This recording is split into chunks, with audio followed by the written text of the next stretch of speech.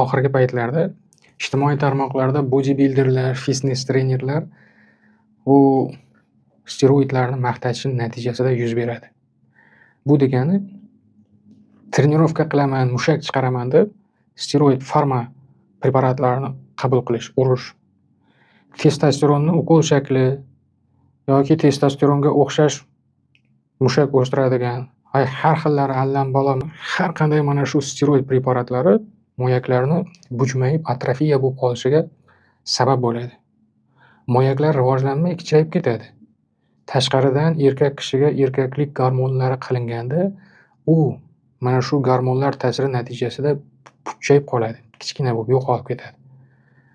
Juda ko'p shuning uchun bodybuilderlar asboblarga qaraydigan bo'lsangiz, turishga kelgan paytida mendaygina chumchuqni ko'ziday bo'lib qoladi. Bu tibbiyotda bor narsa. Hech qanaqa lecheniya bilan oldingi holatiga qaytara olmay qolasiz. Qaramang u internetdagi klient chaqirib turgan yoki trendda yurish uchun o'zini hayotini, sog'lig'ini mana shunga tikib yuborgan yigitlarga.